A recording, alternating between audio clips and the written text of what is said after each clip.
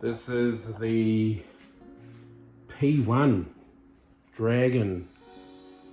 Was it Dragon? Can't really remember. No, can't remember. But this is on the workbench wrenching with Mike. This just came in today. Had a few projects, had to put on hold, waiting for parts. So might as well rip into this. Pretty straightforward. I did a build video on this, probably one of my first brushless conversions. Learned a lot of things doing this one. So what we got is the water jacket was leaking. So on these TP56 versions, that's the 720 kV, 12S capable. These water jackets, they're specifically made for these motors. They got the ridges on them, and if you don't line them up precisely, you won't get the pressure, and you won't get the water flow or leak. So that's what happened to this one. Did leave black. The current owner of the boat sprayed it white. Ha! Gay! But we'll get it back to black, pull everything out, give it a once over, give it a test and see what's going on. But I'm sure that's the problem with the motor jacket or the water jacket. So yeah, I'll strip this down, get it all clean, spray it back to black, so that black sealant paint that I use, get it all schmickos, and then we'll put everything back in.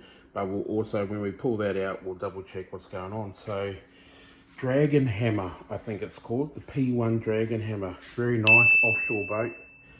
I think it's like I think it's 55 inch or 51 inch. I'll measure it up anyway, but that's on the workbench today, wrenching with Mike. Let's go. Gutted, all done. I'm just going to give it a clean. Isopropyl alcohol. Give it a clean down.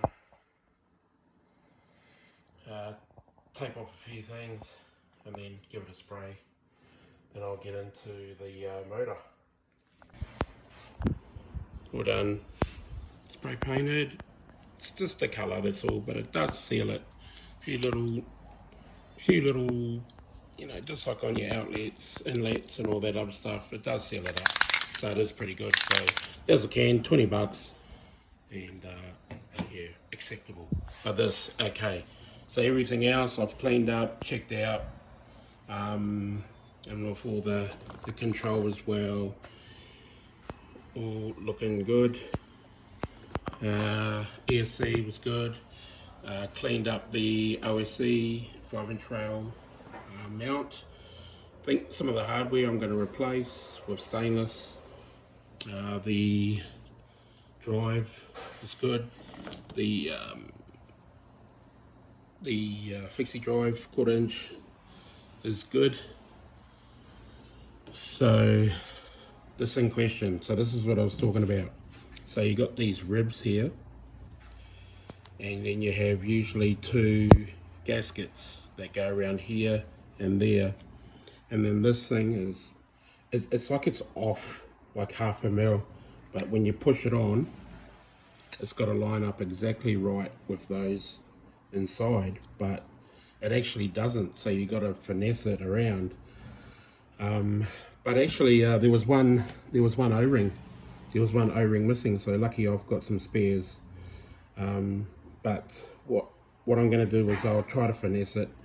It's too hard to get it on camera. I'll try to finesse it, get it to a point. I'll pressure test it, but then I want to silicone it in as well, so we don't have a repeat of it again. Or if I got more of these, I'll probably stuff it in. So I'll bring you back to when I've actually got it all situated, and then how it still doesn't pressurize. So yeah, hold this through. Okay, I fed it on, and I've pushed the red gasket in, and seated it so it's nice. Do a pressure test. Hold on.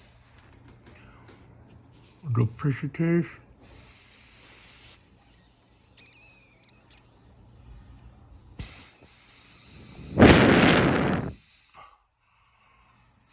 Again.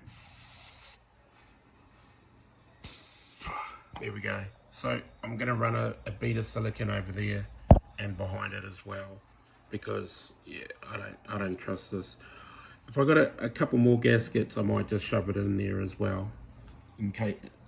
Just yeah, it's just the reason why they got rid of this design is because of those ribs and these jackets, and they were very hard to find. These jackets, come on man, you got one job, Mike. So yeah, I'm gonna let me try stuffing 2 more gaskets in first before I go with the silicone. Okay, found another set of O-rings, the red ones, so I was able to stuff it in there. So you can see it, stuff it in there, and stuff it in there, so you can see that one as well. And it's actually a lot better, so I'll pressure test it again.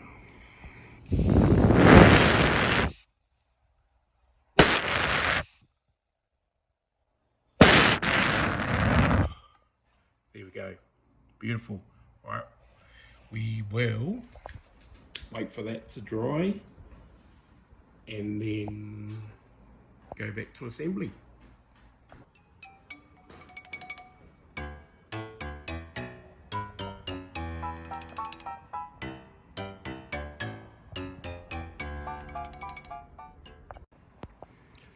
Another day, another dollar.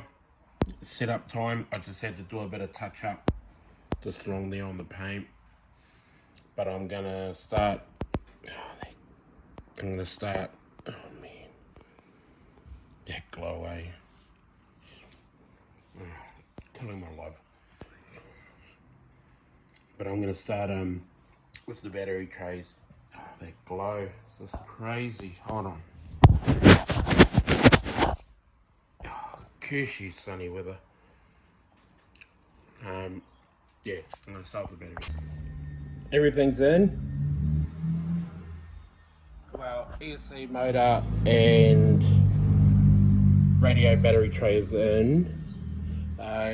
Trays are in, battery trays. Over there and there. Oh man, it's that glare, eh? Went in nicely. Always mucking around with this. I reckon some hex bolts and some nylox would be easier, but it is what it is. Bit of mucking around. Bit of foul language at play, but yeah, went in nicely, looks good.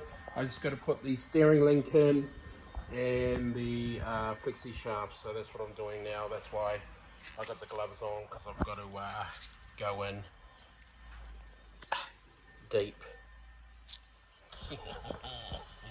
Stay tuned.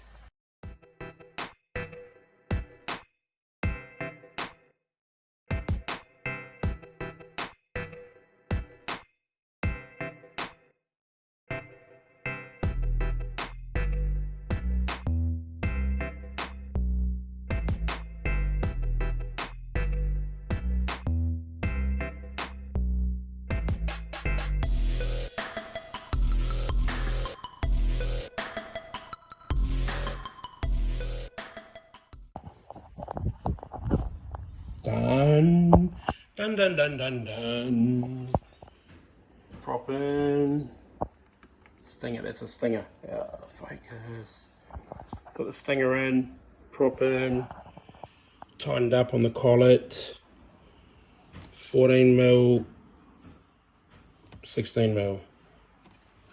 That's for me, for reference. Got all the piping in, it was good. Got it all cable tied down. Got all that trained up.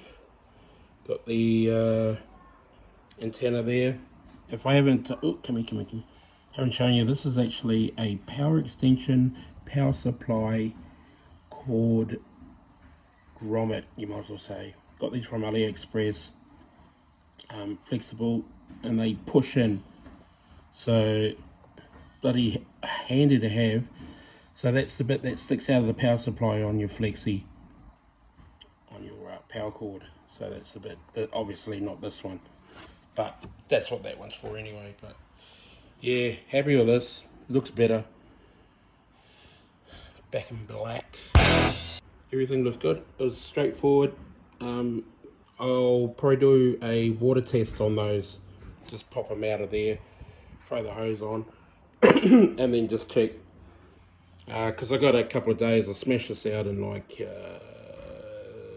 3 days, and that was being generous. That was taking my time. So yeah, that's it. Easy one. Laters.